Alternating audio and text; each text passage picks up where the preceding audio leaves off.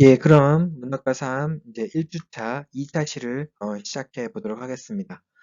어, 우리 문학과 삶은 이시수니까 이렇게 1차 시하고 2차 시 이런 형태로 매 주차가 구성되어 있습니다. 자, 그래서 1주차 2차 시에 살펴볼 것은 첫 번째로 이제 제가 여러분들과 이렇게 쭉 오랫동안 강의실에서 문학과 3 수업을 하다 보니까 수업을 이해하는 데 있어서는 큰 문제가 없는데, 그것을 좀 표현해내는 데 있어서 어려움을 겪고 있는 친구들이 종종 많이 있더라고요. 그래서 학기 초에 저 같은 경우에는 이제 여러분들이 어떻게 하면 생각들을 좀 더 쉽게 할 수 있을까? 그런 것에 대한 어떤 방법들을 좀 간단하게 이렇게 좀 강의를 해드립니다. 더군다나 이제 논리적 사유와 글쓰기라고 하는 수업을 들은 친구들은 감상문 작성 방법이라든가 이런 방법들에 대해서 조금 어느 정도 방법들을 알고 있겠지만 또 그렇지 않은 경우들도 있더라고요. 제 수업을 듣지 않았다면 이제 감상문 작성 방법이나 이런 것에 대해서 잘 이해하지 못하는 경우들도 있어서 그래서 간단하게나마 오늘은 감상문 작성 방법과 그리고 문학과 삶에 대한 어떤 접근 방식들 이런 식으로 접근하면 좀 쉽구나. 이런 것들에 대한 어떤 간단한 방식들에 대해서 조금 강의를 진행해 보려고 합니다.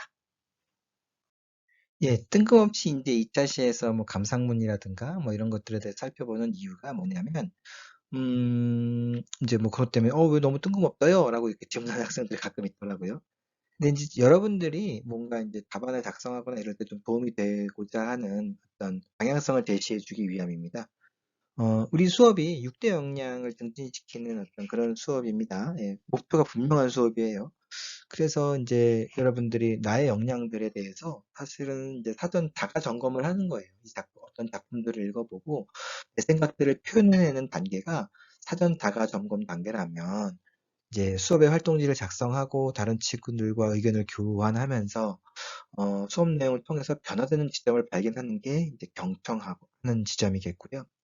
그런 다음에 어떤 작품 내용과 역량이 얼마나 나에게 필요한가, 또 이걸 토대로 내가 앞으로 어떤 삶을 살 것인가에 대해서 이제 정리하는 것이 이제 맨 마지막에 정리하는 활동 작성이다라고 생각하시면 됩니다.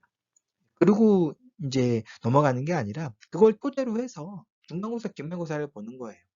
근데 중간고사, 기말고사는 결과적으로 이제 서술형 문제가 크지 않습니까? 그 서술형 문제가 아주 간단한 감상문이라는 거예요. 대단하게 막 A4 몇 페이지, 4페이지, 5페이지 이런 감상문이 아니라 아주 간단하게 A4 반 페이지 혹은 A4 한 페이지 정도 분량의 감상문 한 편을 쓰는 것이다라고 생각하시면 될 것 같아요. 문제에 따라서 조금 한 페이지 정도 쓸 수도 있고 아니면 반 페이지 정도 쓸 수도 있고 이렇게 생각하시면 되는 겁니다. 근데 이제 그 감상문의 내용이 어떤 식으로 구성되는 게 좀 더 효과적이냐는 거예요.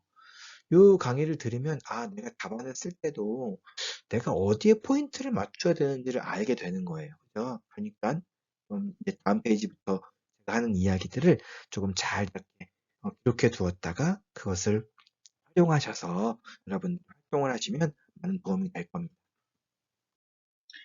예, 이제 우리가 수업을 진행하다 보면 여러분들이 이제 어떤 자신들의 의견을 좀 이렇게 제시해 보는 그런 시간들이 종종 있을 것 같아요. 그래서 그것에 대비해서 좀 간단하게 감상문 작성에 대한 어떤 유의 사항들을 조금 이렇게 한번 짚고 넘어가도록 하겠습니다. 제가 이 강의를 하는 이유는요, 요걸 집어넣은 이유는 일단 요즘 학생들 같은 경우는 1학기에 이제 논리적 사유와 글쓰기 수업을 듣고 난 다음에 이 수업을 듣게 되면 그 교재에서 이제 감상문 작성이라든가 혹은 글쓰기 자신의 어떤 생각을 표현하는 데 있어서 일반적인 내용들을 조금 알고 있는 학생들이 있을 것 같아요.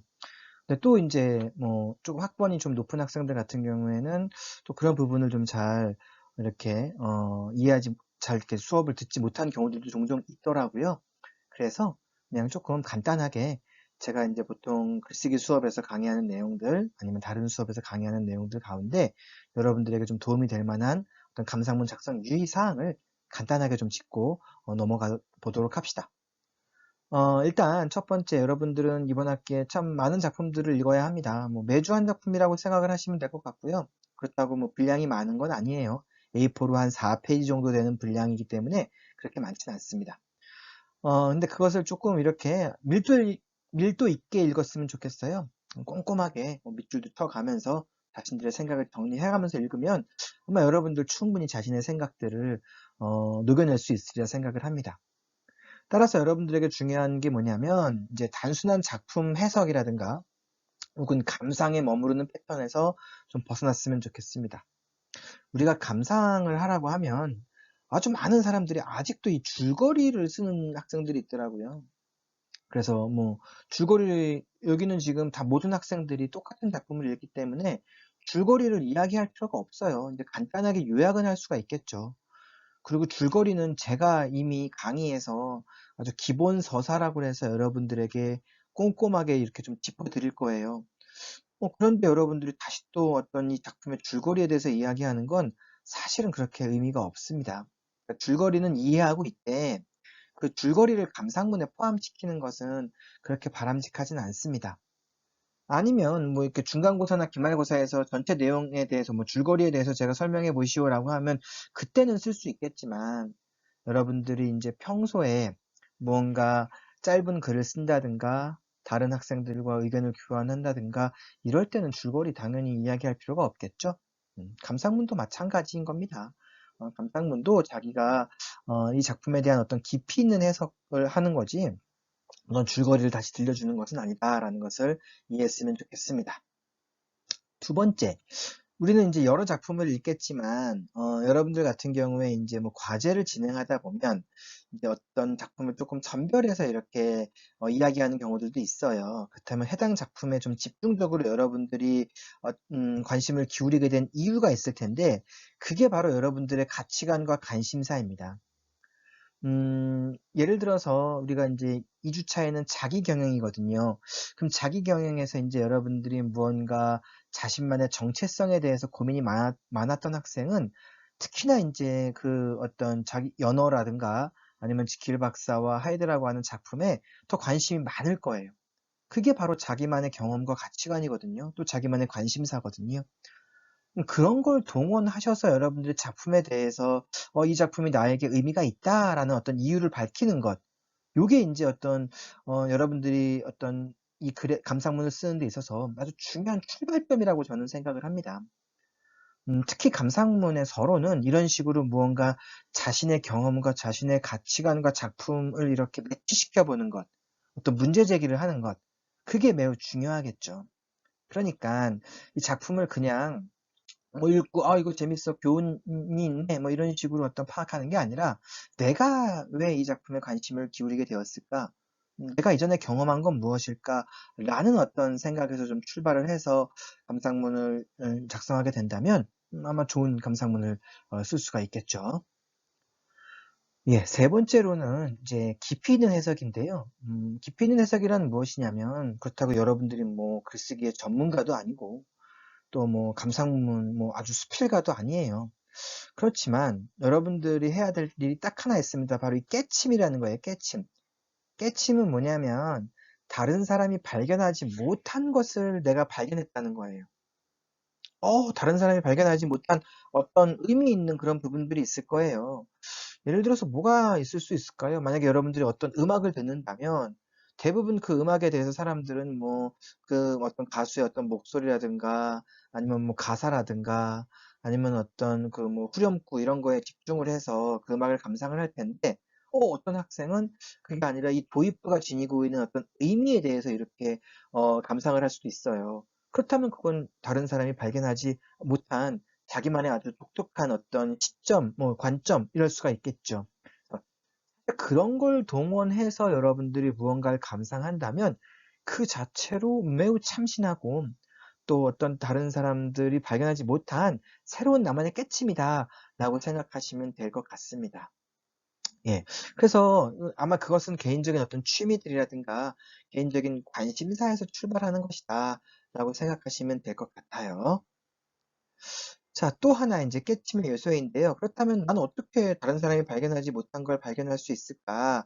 그건 제가 어찌 보면 여러분들의 전공과도 관련되어 있는 것 같아요. 여러분들은 전공이 다 달라요. 뭐 어떤 뭐 영화를 전공하는 친구들도 있고 음악을 전공하는 친구도 있고 경영학, 뭐 법학 다 전공하는 게 다른데 그렇다면 자기의 어떤 전공과 관련되어서 여러분들은 이미 무언가 좀 집중적으로 생각하는 부분, 집중적인 어떤 관심도들이 있습니다. 그럼 그런 걸 동원하셔서 여러분들이 무언가 파고들고 해석을 한다면 굉장히 사실은 깊이 있는 어떤 감상 활동을 할 수가 있고, 또 어떤 이론적인 근거들도 충분히 마련될 수 있으리라고 생각을 합니다. 또 인제 조금 전에 이야기했듯이 여러분들 어떤 각자의 어떤 경험과 생각들이 분명히 있을 겁니다. 예를 들어서 인제 뭐 어떤 힙합 음악만을 아주 주구장창 들어왔던 학생이라면 그런 어떤 힙합 음악을 들었던 관점으로 요즘 대중음악의 흐름에 대해서 어떤 그 판도에 대해서 뭐 새로운 해석을 할 수가 있는 것 같아요. 요즘 보니깐 뭐 한 재작년부터인가 계속해서 인제 트로트가 뭐 이렇게 지상파에서 이렇게도 많이 인기를 끌고 있더라고요. 어 그래서 어찌 보면 트로트 일변도예요. 또 그전에는 또 힙합 일변도였지 않았습니까? 그렇다면 막 이런 것들에 대해서 무언가 자신만의 어떤 경험을 통해서 읽어낼 수 있을 만한 그런 부분들이 있으리라고 생각합니다. 그래서 그런 부분들 결과적으로는 여러분들 감상문이라고 하는 건 자기가 경험한 것들, 내가 알고 있는 것들, 나의 생각들을 동원해서 쓰는 거지 다른 사람이 생각하고 다른 사람이 이야기한 걸 베껴서 쓰는 것은 아무런 의미가 없다라는 것을 여러분들 염두에 두셨으면 좋겠습니다. 또 하나 감상문이라고 하는 것은 어찌 보면 인제 여러분들이 무언가를 감상하지 않습니까? 음악이든 책이든 뭐 영화든 드라마든 감상을 할 텐데 그것들이 지니고 있는 가치가 분명히 있을 거예요. '그 책이 나에게 왜 관심이 있는가?' 제3인류라고 하는 그 책이 나에게는 왜 그토록 관심이 있고 어떤 나에게 어떤 가치가 있는가라는 것을 이야기할 수가 있겠죠. 예를 들어서 저 같은 경우에는 일본 작가 중에서 무라카미 하루키라고 하는 작가를 굉장히 뭐 이렇게 뭐 좋아해요. 그래서 뭐 그 사람의 어떤 작품들을 대학교 다닐 때부터 지금까지 꾸준히 읽고 있어요. 한 번 뭐 장편 소설 중심으로 읽는데 빼놓지 않고 읽고 있는 편입니다. 빼놓지 않고 있는 이유가 그 무라카미 하루키가 갖고 있는 어떤 세계관이 제가 갖고 있는 어떤 세계관과 쪼끔 유사한 어떤 그런 부분들이 있는 것 같더라고요.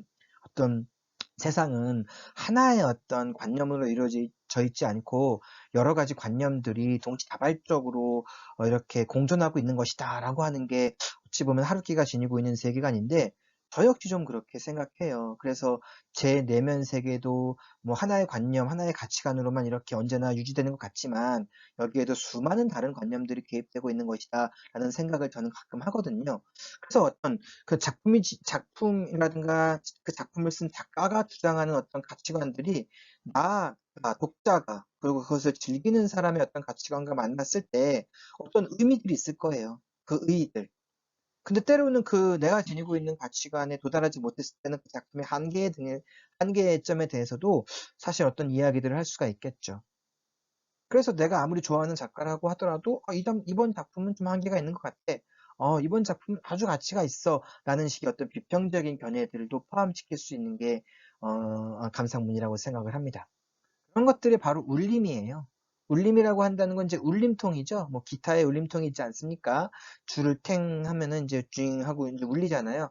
마찬가지예요. 내가 무언가를 감상을 했을 때 이 작품이 지니고 있는 가치와 의의에 대한 이야기를 한다면 그것이 울려 퍼져서 다른 어떤 사람들에게도 영향을 끼칠 수 있다는 거겠죠. 그런 의미에서 여러분들이 어떤 감상 활동을 하는 게 '좋지 않을까.'라는 생각이 듭니다. 그래서 여러분들이 어떤 작품을 감상하기 위해선 조금 전에 이야기했듯이 1 번에서 이야기했듯이 좀 밀도 있게 꼼꼼하게 작품을 좀 이렇게 감상했으면 좋겠습니다. 그래서 구체적인 장면과 구체적인 대사와 구체적인 행동들, 뭐 구체적인 공간들 이런 것들에 관심을 갖고 여러분들이 조금 그 어떤 문학 작품들을 읽어 나갔으면 좋겠어요. 문학 작품 이외에 인제 뭐 어떤 영상물이라면 이런 음악들도 포함되어 있을 수가 있겠죠. 혹은 어떤 색감들도 시각적인 부분들이 제시되어 있다면 색깔들도 함께 우리가 좀 살펴볼 수가 있겠죠. 꼼꼼한 분석 속에서 아마 이런 어떤 자신만의 어떤 가치관들, 어떤 깨침, 울림의 요소들을 발견해낼 수 있지 않을까라는 생각이 듭니다. 이런 것들이 여러분들 지켜진다면 저는 여러분들만의 어떤 독특한 시각으로 나만의 어떤 작품 바라보기가 가능하다고 생각을 합니다. 제가 여러분들이 모두 엄청난 비평가가 되라는 건 아닙니다. 하지만 적어도 여러분들이 어떤 작품을 읽고 줄거리를 재탕하는 사람이 되진 않았으면 좋겠습니다. 적어도 여러분들이 어떤 작품을 읽고 다른 사람이 이야기한 것을 그냥 그대로 똑같이 이야기하는 사람이 되지 않았으면 좋겠습니다. 여러분들의 생각과 다른 사람의 생각이 비슷할 수는 있습니다. 비슷한 점을 발견하는 것도 중요합니다. 하지만 비슷한 것 이외에 또 다른 어떤 요소가 있다면 그 부분을 적극적으로 한번 밝혀보고 드러내는 것. 저는 그것이 어찌 보면 작품 감상에 있어서 가장 핵심이지 않을까라는 생각이 듭니다. 예, 문학을 이해하는 데 있어서 뭐 여러분들이 조금 이렇게 동원할 수 있을 만한 아주 간단한 개념이에요. 그래서 뭐 이런 거 하나 정도 알고 있으면 조금 쉽게 문학 작품을 다른 시선에서 바라볼 수 있지 않을까라는 생각에서 일단 뭐 예로 이렇게 제시해 봅니다. 이런 것들을 우리는 방법론이라고 하거든요. 근데 이런 방법론은 뭐 여러분들이 이제 공부하고 있는 전공들 방법론이 될 수 있는 거고요.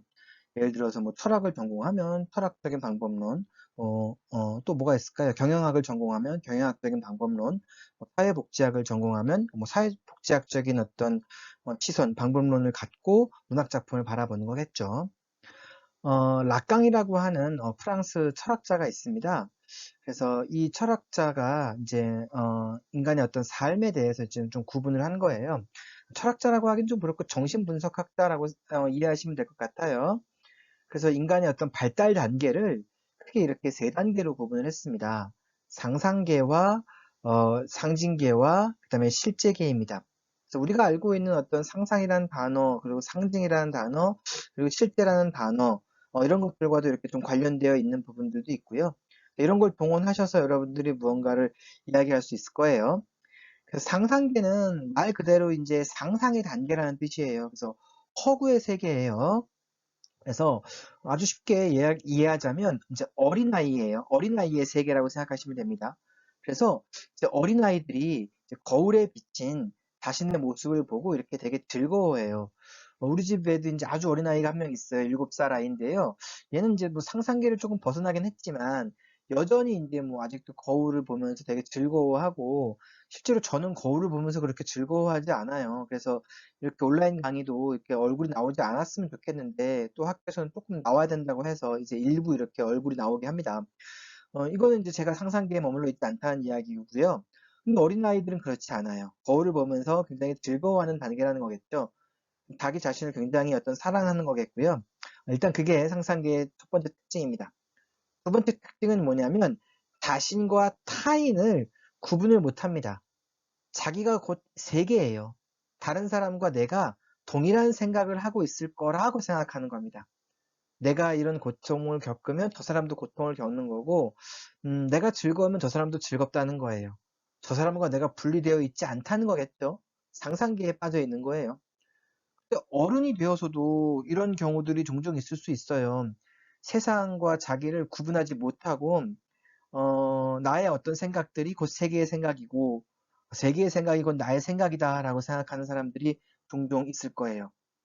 그런 사람들이 이제 무언가 제대로 성장하지 못한 그런 경우에 속한 거고, 아직도 어린아이의 어떤 시기에 머물러 있다는 거겠죠. 그래서 대표적으로 상상기의 특징은요, 아이들이 어머니를 자신과 동일시합니다. 어머니가 곧 나 자신이라고 생각을 합니다. 이 이야기를 왜 했냐면 이제 우리가 문학 작품을 보다 보면 어머니가 나 자신이다라고 생각하는 경우들이 종종 있어요. 부모님이 나 자신이라고 생각하는 경우들이 종종 있어요. 그런 어떤 주인공들은 아직 상상계에 머물러 있는 거예요. 그런데 어머니하고 내가 다른 사람이야. 나는 어머니하고 달라. 어머니 말을 듣지 않아. 아버지 말을 듣지 않아. 아버지 이상해. 어머니 이상해. 라고 하면서 고민하고 갈등하는 시기. 그게 사춘기죠. 그런 갈등을 하는 시기. 그게 사춘기예요. 그래서 확 바뀌어요. 이제 사춘기를 지나면서 아이에서 어른으로 바뀌는 거예요. 그런 것들 우리 성장소설이라고 하죠. 성장소설. 그죠? 성장소설 우리가 대표적으로 알고 있는 게 별이라고 하는 황순원의 별이라고 하는 작품이 있고요. 또 그 완득이라는 작품 있죠. 완득이. 예, 완득이. 유아인 나왔던 영화 있는데 사실은 이제 성장소설이에요. 그죠? 그렇다면 무언가 의심하기 시작해요. 아버지가 말하는 게 다 옳은 게 아닐 수도 있어. 어머니가 있었네. 라는 것들. 뭔가 의심하기 시작하는 것들. 별도 마찬가지예요. 어머니, 별은 이제 아직은 상상기에 머물러 있어요. 별의 주인공은요. 어머니가 최고예요. 그래서 누이를 부정해요. 그런 것들이에요. 아, 요것만 가지고도 우리가 주인공이 지금 어떤 상황에 처해 있는지를 알 수 있어요. 그래서 아직도 어머니의 세계, 아버지의 세계에 갇혀 있는 경우라면, 이 친구는 아직 상상기에 빠져 있는 거구나. 그리고 이 주인공이 이 어떤 세계의 모습에 대해서 내가 슬프면 세계도 슬프고, 세계가 슬프면 나도 슬프다는 것을 바로 그냥 매치시킨다면 아직 상상계에 빠져 있구나. 그런데 주인공이 무언가 의심하기 시작하면 이제, 이 친구는 상상계를 벗어나서 무언가 도전의 단계, 성장의 단계, 어른으로 나아가는 단계에 있구나라는 것을 확인할 수 있을 겁니다.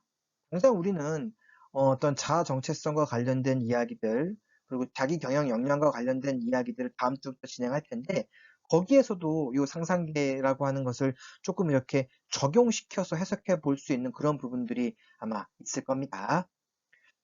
예, 그래서 이제 어린아이가 또 이런 사춘기라든가 성장기를 거쳐서 어떤 이제 보편적인 질서의 세계를 이제 인식하기 시작합니다.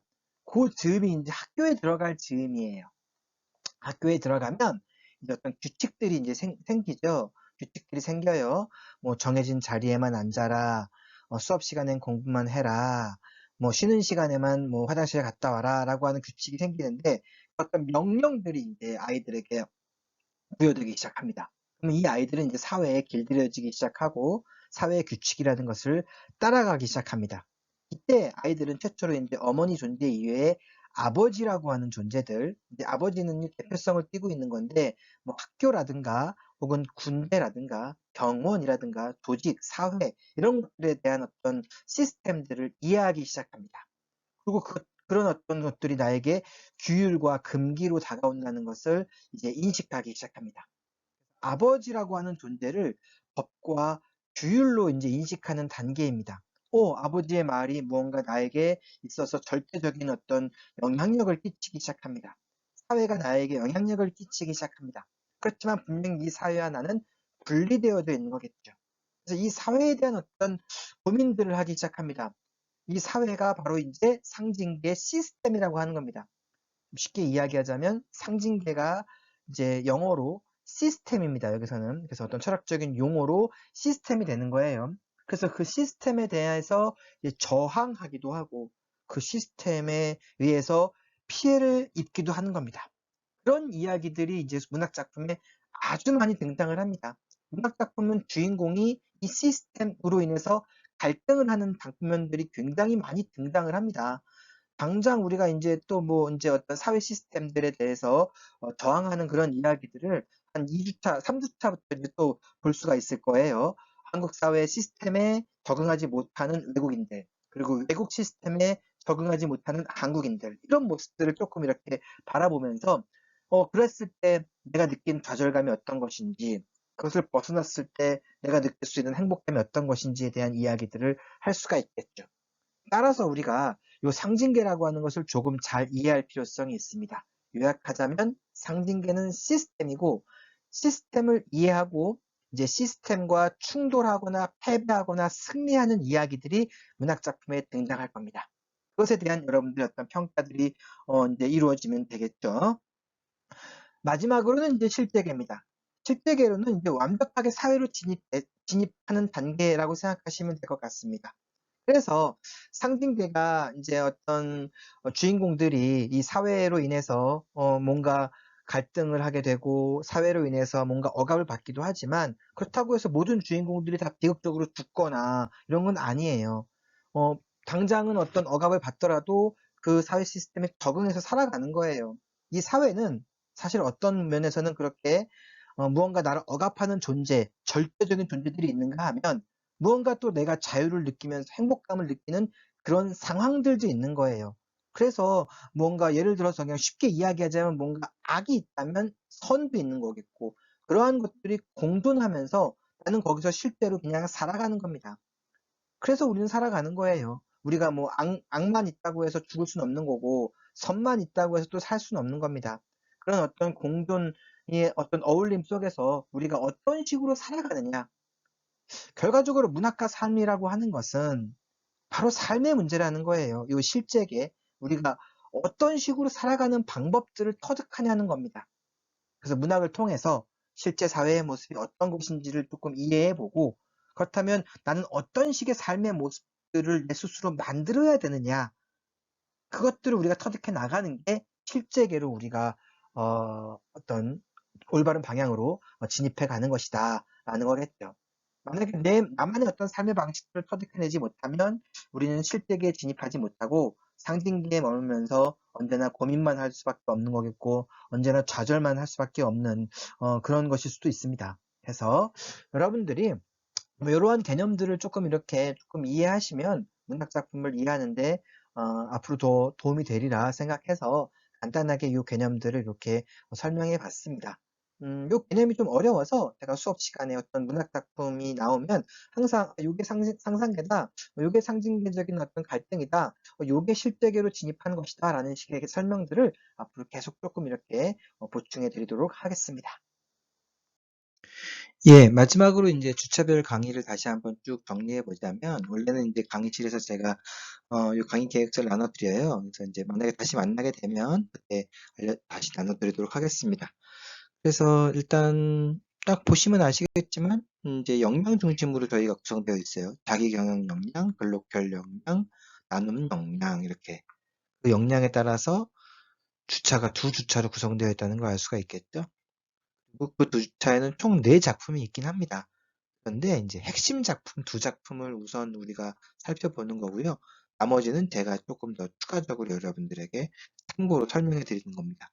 그래서 우리는 2주차에는 연어라고 하는 작품을 집중적으로 살펴보는 거고요. 3주차는 직길박사 화해드라고 하는 작품을 살펴보면서 자기 경영 역량이라고 하는 것이 무엇인지 진단을 내려보는 겁니다. 그리고 어떻게 인생의 목표를 정해야 되는지 이런 것들을 생각해보는 시간을 갖겠죠. 4, 5주차는 글로컬 역량입니다. 그때 가서 또 설명하겠지만 글로벌에다가 로컬이 합쳐진 어휘입니다.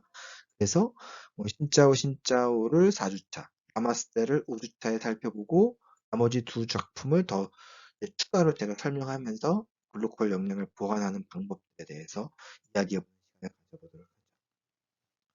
6주차, 7주차는 이제 독일인의 사랑이 6주차, 눈먼 소년이 어떻게 돕는가가 7주차의 핵심 작품이 되고 나머지가 이제 보충 설명되는 그런 형태입니다. 그러니까 여러분들 내 작품을 다 읽는 게 아니라 주차별로 한 작품만 읽는 겁니다. 그러니까 2주차는 연어만 읽어오면 되는 거예요. 그죠? 3주차는 직길박사와 하이드만 읽어오면 됩니다.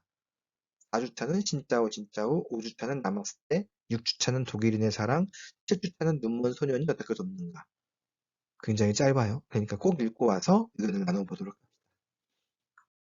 예, 그렇게 해서 7주차까지 강의가 진행되면 그걸 토대로 해서 중간고사를 봅니다. 중간고사는 서술형 플러스 단답형이라고 조금 전에 말씀드렸죠. 자, 9주차, 10주차는 소통, 그 다음 융합, 그 다음 도전 역량입니다. 소통 역량의 이제 핵심 작품은 일단 9주차는 나는 편의점에 간다라고 하는 작품을 살펴볼 거고요. 그 다음에 이제 10주차는 변신이라는 작품과 복덕방이라는 작품을 같이 좀 이렇게 좀 살펴볼 예정입니다. 이때만 좀 작품이 하나가 더 여러분들이 읽어올 게 조금 더 늘어나는 거겠고요. 그다음에 이제 11주차는 제3인류를 집중적으로 살펴볼 거예요. 원래는 이게 굉장히 길어요. 6권이나 되는 장편 소설인데 그중에서 이제 핵심만 우리가 좀 갖고 같이 읽어보고 이야기를 나눠볼 겁니다. 그 다음에 아이로봇이라고 하는 작품을 12주차에 살펴볼 거고요. 굉장히 재밌습니다. 제가 요 제3 아이로봇이라고 하는 작품 이 부분을 발췌해서 이제 여러분들에게 어떤 의견들을 여러분들에게 전달하고 여러분들에게 뭔가 이렇게 작품에 대한 전문적인 설명을 해드렸는데 제가 굉장히 좋아하는 작품이기도 합니다. 이때 또 이야기를 많이 나눠보도록 합니다. 뭐 소호강호라고 하는 작품도 굉장히 좋은 작품인데 너무 길고요. 하여튼 그래서 간단하게 소호강호의 어떤 본질에 대해서만 우리가 좀 전달해 드리는 그런 시간을 가져볼 겁니다. 3주차는 갈매기의 꿈, 뭐 누구나 알고 있는 작품이긴 하지만 마지막으로 도전 능력을 통해서 정리해 보도록 하겠고요. 인형의 집, 저는 이 작품이 굉장히 의미 있는 작품이라고 생각해요. 우리 사회가 배제와 혐오와 혼란 이런 것들로 가득 차 있는 게 사실인데 그런 문제를 해결할 수 있는 어떤 어찌 보면 실마리가 이 안에 좀 있지 않나. 뭔가 어떤 구조적인 모순에 대한 이야기들을 좀 해볼 수 있는 게 이 인형의 집이라고 생각합니다. 그래서 전체적인 주차별 강의 계획들을 좀 살펴보았습니다. 네, 이상으로 이제 1주차 두 번째 2차 시 강의를 마치도록 하겠습니다. 지난번과 마찬가지로 하여튼 강의 1주차는 강의 계획서 전체를 좀 숙지하는 게 중요하겠고요. 강의 목표와 어떤 진행 방식을 여러분들이 나름대로 잘 숙지했으면 좋겠습니다. 지난번에도 말씀드렸듯이 언제든지 저에게 시스템, 메일, 그리고 핸드폰을 통해서 저에게 연락을 주시면 여러분들과 적극적으로 의사를 나누도록 하겠습니다. 예, 이상으로 문학인문교양학부 유창민 교수였습니다.